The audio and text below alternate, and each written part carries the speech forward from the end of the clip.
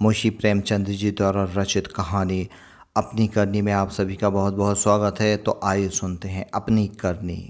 आह, अभागा मैं, मेरे कर्मों के फल ने आज यह दिन दिखाए कि अपमान भी मेरे ऊपर हंसता रहा, और यह सब मैंने अपने हाथों किया। शैतान के सिर इल्जाम क्यों दूं, किस्मत को खरी खोटी क्यों सुनाऊं, हानि को क्यों रोऊं। जो कुछ किया मैंने जानते और बूझते हुए किया। अभी 1 साल गुजरा जब मैं भाग्यशाली था, प्रतिष्ठित था और समृद्धि मेरी चेरी थी। दुनिया की नेमतें मेरे सामने हाथ बांधे खड़ी थीं, लेकिन आज बदनामी और कंगाली और शर्मिंदगी मेरी दुर्दशा पर आंसू बहाती हैं। मैं ऊंचे खानदान का बहुत पढ़ा लिखा आदमी था, फारसी का मुल्ला, संस्कृत का पंडित, अंग्रेजी का ग्रेजुएट। अपने मुहम्मिया मिट्ठू क्यों बनूं, लेकिन रूप भी मुझको मिला था, इतना कि दूसरे मुझसे ईर्ष्या कर सकते थे। गरज एक इंसान को खुशी के साथ ज़िंदगी बसर करने के लिए कितनी अच्छी चीज़ों की ज़रूरत हो सकती है, वह सब मुझे हासिल थी। सेहत का यह हाल था कि मुझे कभी सर दर्द की भी शिकायत नहीं हुई।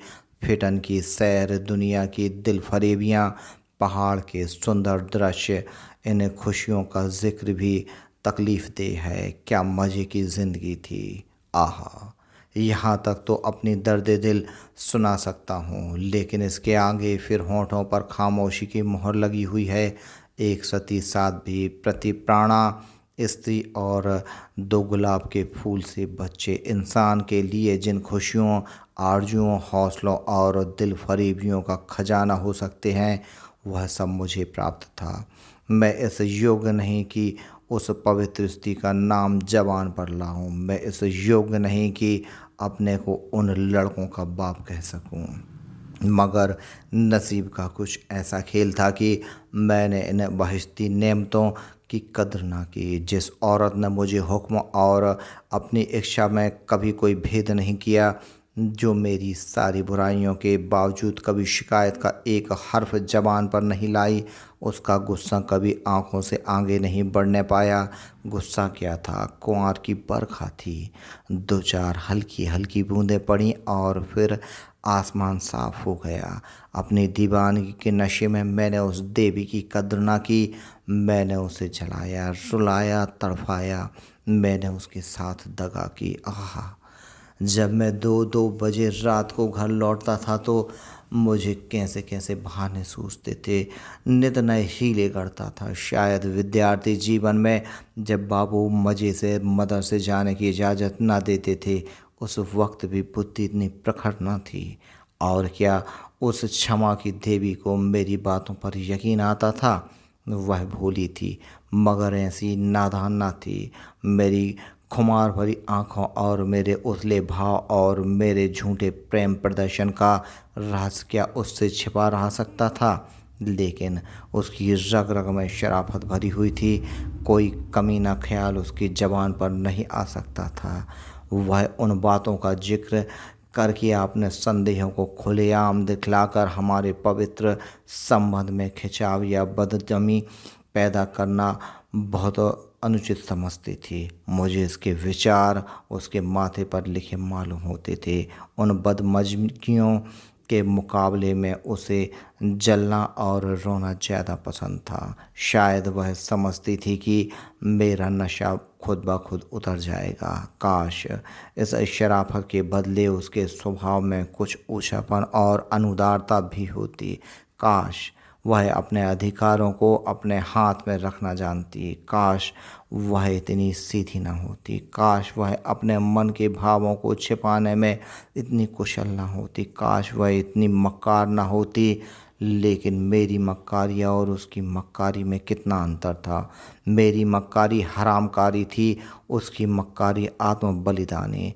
एक रोज़ मैं अपने काम से फुर्सत पाकर शाम को वक्त मनोरंजन के लिए आनंद वाटिका में पहुंचा और संगमरमर के हौज पर बैठकर मशीनों का तमाशा देखने लगा। एकाएक निगाह ऊपर उठी तो मैंने एक औरत को बेले की झाड़ियों में फूल चुनते देखा। उसके कपड़े मैले थे और जवानी की ताजी और गर्व को छोड़कर उसके चेहरे में कोई ऐसी खास बात ना थी। उसने मेरी तरफ आंखें उठाईं और फिर फूल चुनने लगी, गोया उसने कुछ देखा ही नहीं। उसके इस अंदाज ने, चाहे वह उसकी सरलता ही क्यों न रही हो, मेरी वासना और भी उद्दीप्त कर दिया। मेरे लिए यह एक नई बात थी कि कोई और इस तरह देखे कि जैसे उसने नहीं देखा। मैं उठा और धीरे धीरे कभी जमीन और कभी आसमान की तरफ ताकते हुए बेलों की झाड़ियों के पास जाकर खुद भी फूल चुनने लगा। इस ढिठाई का नतीजा यह हुआ कि वह मालिन की लड़की वहाँ से तेजी से साथ बाग के दूसरे हिस्से में चली गई। उस दिन से मालूम नहीं वह कौन सा आकर्षण था जो मुझे रोज शाम के वक्त आनंद वाटिका की तरफ खींच ले जाता। उसे मोहब्बत हरगिज नहीं कह सकते। अगर मुझे उस वक्त भगवान ना करे उस लड़की के बारे में कोई शोक समाचार मिलता तो शायद मेरी आंखों से आंसू भी निकलते। जोगिया धारण करने की तो बात ही क्या, मैं रोज जाता और नए नए रूप धारण कर जाता, लेकिन जिस प्रकृति ने मुझे अच्छा रूप रंग दिया था उसी ने मुझे वाचालता से वंचित भी रखा था। मैं रोज जाता और रोज लौट जाता, प्रेम की मंजिल में एक कदम भी आगे न बढ़ पाता था। हाँ, इतना अलबत्ता हो गया कि उसे वह पहली सी झिझक न रही। आखिर इस शांतिपूर्ण नीति को सफल बनाने न होते देख मैंने एक नई युक्ति सोची। एक रोज मैं अपने साथ अपने शैतान बुलडॉग टॉमी को भी लेता गया। जब शाम हो गई और वह मेरे धैर्य का नाश करने वाली फूलों से आंचल भरकर अपने घर की ओर चली तो मैंने अपने बुलडॉग को धीरे से इशारा कर दिया। बुलडॉग उसकी तरफ बाज की तरह झपटा। फूलमती ने एक चीख मारी, दो चार कदम दौड़ी और जमीन पर गिर पड़ी। अब मैं छड़ी हिलाता बुलडॉग की तरफ गुस्से भरी आंखों से देखता और हाय हाय चिल्लाता हुआ दौड़ा और उसे जोर से दो तीन डंडे लगाए। फिर मैंने बिखरे हुए फूलों को समेटा, सहमी हुई औरत का हाथ पकड़कर बिठा दिया और बहुत लज्जित और दुखी भाव से बोला, यह कितना बड़ा बदमाश है, अब इसे अपने साथ कभी नहीं लाऊंगा। तुम्हें इसने काटा तो नहीं? फूलमती ने चादर से सर को ढकते हुए कहा। तुम ना आ जाते तो वह मुझे नोच डालता। मेरे तो जैसे मन मन भर के पैर हो गए थे। मेरा कलेजा तो अभी तक धड़क रहा था। यह तीर लक्ष्य पर बैठा। खामोशी की मोहर टूट गई। बातचीत का सिलसिला कायम हुआ। बांध में एक दरार हो जाने से तो मन की उमंगों ने खुद ब खुद काम करना शुरू कर दिया। मैंने जैसे जैसे जाल फैलाए, जैसे जैसे स्वांग रचे, वह रंगीन तबीयत के लोग खूब जानते हैं। और यह सब क्यों? मोहब्बत से नहीं, सिर्फ जरा देर दिल को खुश करने के लिए, सिर्फ उसके भरे पूरे शरीर और भोलेपन पर रीझ कर। जो मैं बहुत नीच प्रकृति का आदमी नहीं हूँ। रूप रंग में फूलमती का इंदु से मुकाबला ना था। वह सुंदरता के सांचे में ढली हुई थी। कवियों ने सौंदर्य की जो कसौटियाँ बनाई हैं वह सब वहाँ दिखाई देती थीं, लेकिन पता नहीं क्यों मैंने फूलमती की धसी हुई आँखों और फूले हुए गालों और मोटे मोटे होंठों की तरह अपने दिल का ज़्यादा खिंचाव देखा। आना जाना बढ़ा और महीना भर भी गुजरने न पाया कि मैं उसकी मोहब्बत के जाल में पूरी तरह फंस गया। मुझे अब घर की सादा ज़िंदगी में कोई आनंद न आता था, लेकिन दिल ज्यों ज्यों घर से उचटता जाता था त्यों त्यों मैं पत्नी के प्रति प्रेम का प्रदर्शन और भी अधिक करता था। मैं उसकी फरमाइशों का इंतज़ार करता रहता और कभी उसका दिल दुखाने वाली कोई बात मेरी ज़बान पर ना आती। शायद मैं अपनी आंतरिक उदासीनता को शिष्टाचार के पर्दे के पीछे छिपाना चाहता था।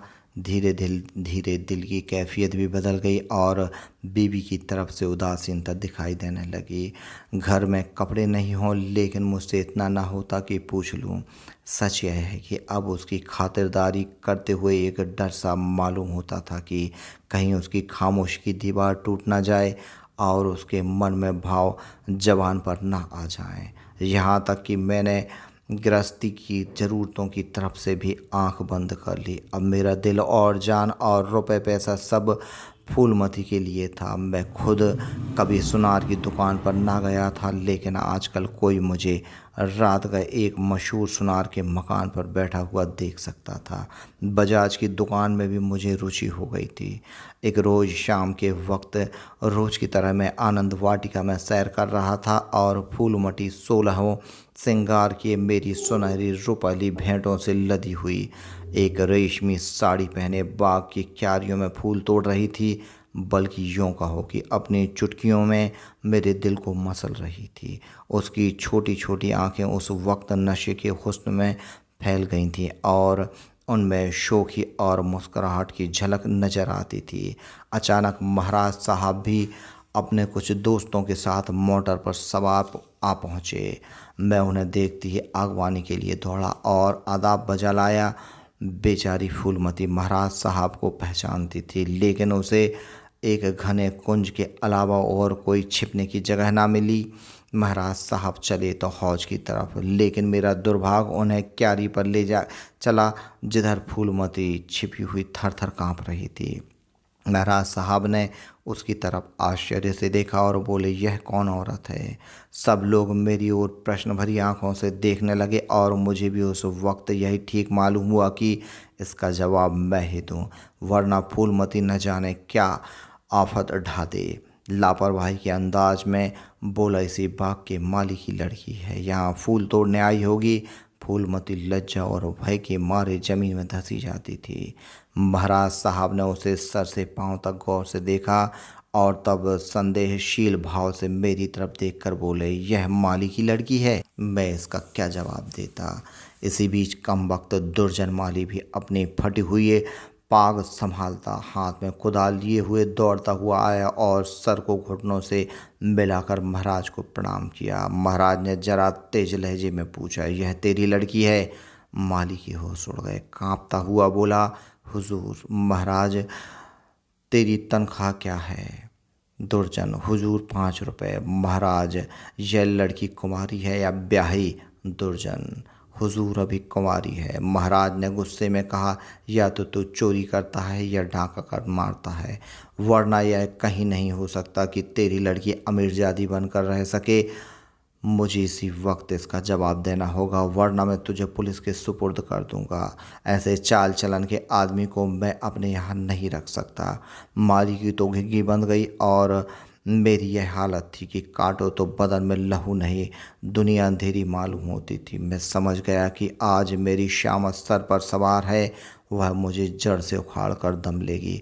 महाराजा साहब ने माली को जोर से डांट कर पूछा, तो खामोश क्यों है, बोलता क्यों नहीं? दुर्जन फूट फूट कर रोने लगा। जब जरा आवाज़ सुधी तो बोला, हुजूर बाप दादे से सरकार का नमक खाता हूँ, अब मेरे बुढ़ापे पर दया कीजिए। यह सब मेरे फूटे नसीबों का फेर है। धर्मावतार, इस छोकरी ने मेरी नाक काट दी, कुल का नाम मिटा दिया। अब मैं कहीं मुँह दिखाने लायक नहीं हूँ। इसको सब तरह से समझाया बुझाया हार गया हुजूर, लेकिन मेरी बात सुनती ही नहीं, तो क्या करूं? हुजूर माई बाप, आपसे क्या पर्दा करूं? उसे अब अमीरों के साथ रहना अच्छा लगता है और आजकल के रईस और अमीरों को क्या कहूँ, दीन बंधु सब जानते हैं। महाराज साहब ने जरा देर गौर करके पूछा, क्या उसका किसी सरकारी नौकर से संबंध है? दुर्जन ने सर झुकाकर कहा, हुजूर। महाराज साहब, वह कौन आदमी है? तुमने उसे बतलाना होगा। दुर्जन बोला, महाराज जब पूछेंगे बता दूंगा। सांच को आँच गया। मैंने तो समझा था कि इसी वक्त सारा पर्दाफाश हुआ जाता है, लेकिन महाराज साहब ने अपने दरबार के किसी मुलाजिम की इज्जत को इस तरह मिट्टी में मिलाना ठीक नहीं समझा। वे वहां से टहलते हुए मोटर पर बैठकर महल की तरफ चले। इस मनहूस वाक्य के एक हफ्ते बाद एक रोज़ मैं दरबार से लौटा तो मुझे अपने घर में से एक बूढ़ी औरत बाहर निकलती हुई दिखाई दी। उसे देखकर मैं ठिठका। उसके चेहरे पर बनावटी भोलापन था, जो कुटनियों के चेहरे की खास बात है। मैंने उसे डांट कर पूछा, तू कौन है, यहाँ क्यों आई है? बुढ़िया ने दोनों हाथ उठाकर मेरी बलाएं ली और बोली, बेटा नाराज ना हो, गरीब भिखारिन हूँ, मालकिन का सुहाग भरपूर रहे। उसे जैसे सुनती थी वैसा ही पाया। यह कहकर उसने जल्दी से कदम उठाए और बाहर चली गई। मैंने गुस्से का पारा चढ़ा। मैं घर जाकर पूछा, कौन औरत थी?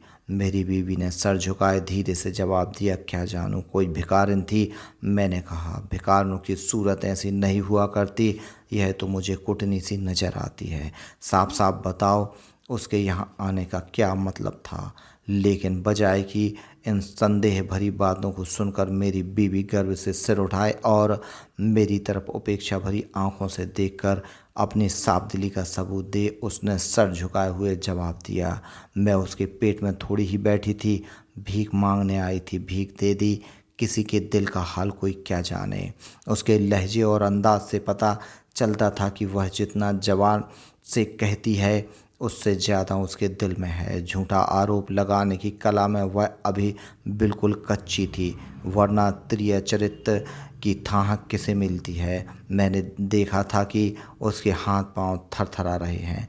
मैंने झटपट कर उसका हाथ पकड़ा और उसके सिर को ऊपर उठाकर बड़े गंभीर क्रोध से बोला, इंदु, तुम जानती हो कि मुझे तुम्हारा कितना एतबार है, लेकिन अगर तुमने इसी वक्त सारी घटना सच सच ना बता दी तो मैं नहीं कह सकता कि इसका नतीजा क्या होगा। तुम्हारा रंग बतलाता है कि कुछ ना कुछ दाल में काला जरूर है।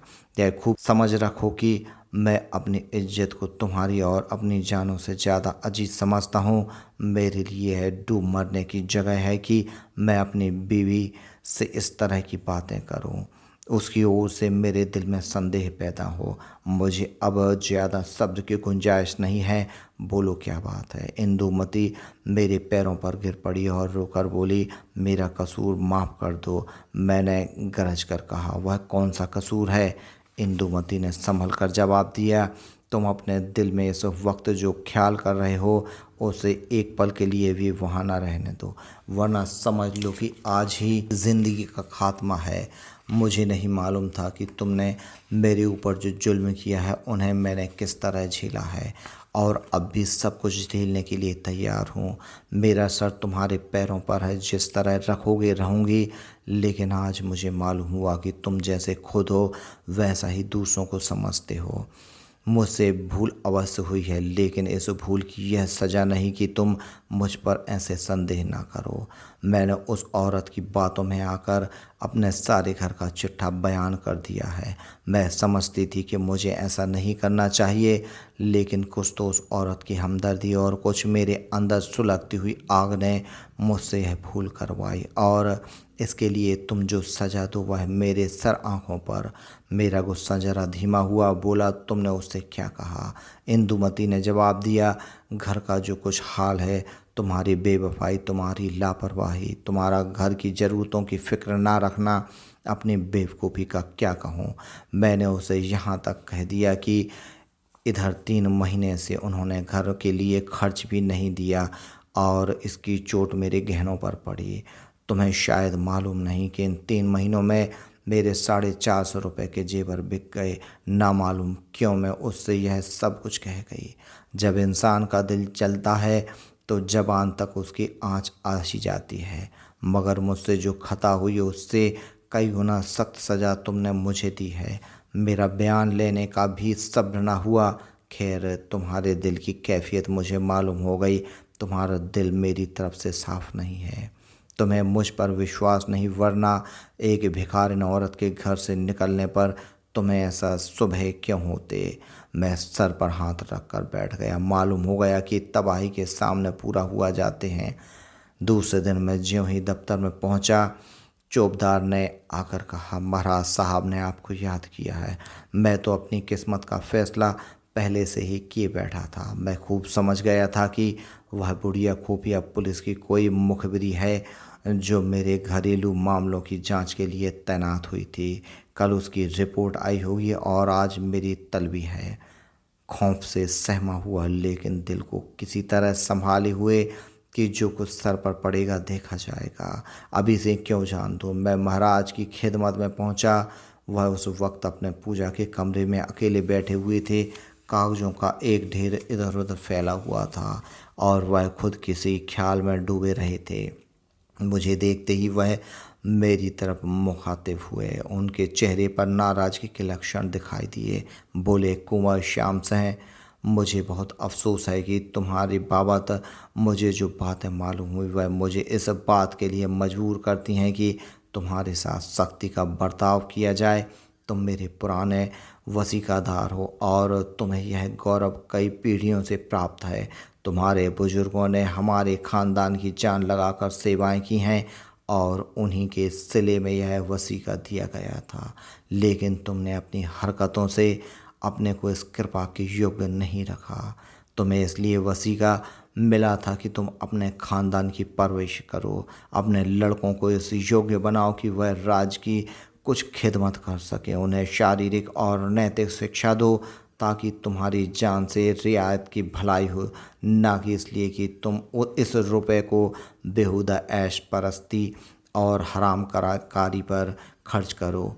मुझे इस बात से बहुत तकलीफ़ होती है कि तुमने अब अपने बाल बच्चों की परवरिश की जिम्मेदारी में भी अपने को मुक्त समझ लिया है। अगर तुम्हारा यही ढंग रहा तो यकीनन वशीकदारों का एक पुराना खानदान मिट जाएगा। इसलिए आज से हमने तुम्हारा नाम वसीकाकारों की फहरिस्त से खारिज कर दिया और तुम्हारी जगह तुम्हारी बीवी का नाम दर्ज किया गया है।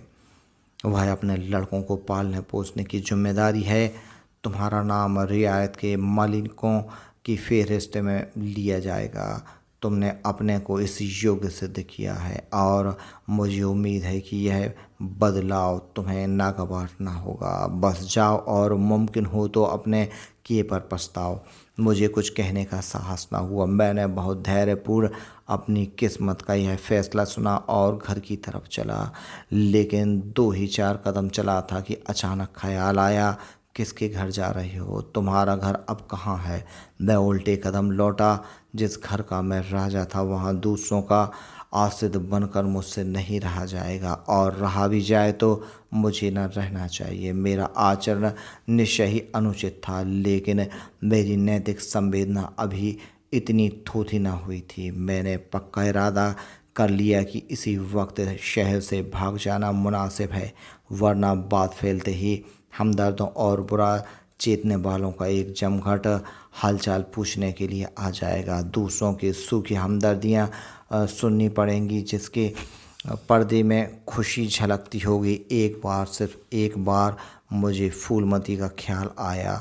उसके कारण यह सब दुर्गति हो रही थी तो मिल ही लूँ, मगर दिल ने रोका। क्या एक वैभवशाली आदमी की जो इज्जत होती थी वह अब मुझे हासिल हो सकती है? हरगिज़ नहीं। रूप की मंडी में वफा और मोहब्बत के मुकाबले में रुपया पैसा ज़्यादा कीमती चीज़ है। मुमकिन है इस वक्त मुझ पर तरस खाकर यह क्षणिक आवेश में आकर फूलमती मेरे साथ चलने पर आमादा हो जाए, लेकिन उसे लेकर कहाँ जाऊँगा? पाँव में बेड़ियाँ डालकर चलना तो और भी मुश्किल है। इस तरह सोच विचार कर मैंने बम्बई की राह ली और अब 2 साल के लिए मैं मिल में नौकर हूँ। तनख्वाह सिर्फ इतनी है कि ज्यों त्यों जिंदगी का सिलसिला चलता रहे, लेकिन ईश्वर को धन्यवाद देता हूँ और इसी को यथेष्ट समझता हूँ। मैं एक बार गुप्त रूप से अपने घर गया था। फूलमती ने एक दूसरे रईस से रूप का सौदा कर लिया है, लेकिन मेरी पत्नी ने अपने प्रबंध कौशल से घर की हालत खूब संभाल ली है। मैंने अपने मकान को रात के समय लालसा भरी आंखों से देखा। दरवाजे पर 2 लालटेनें जल रही थीं और बच्चे इधर उधर खेल रहे थे।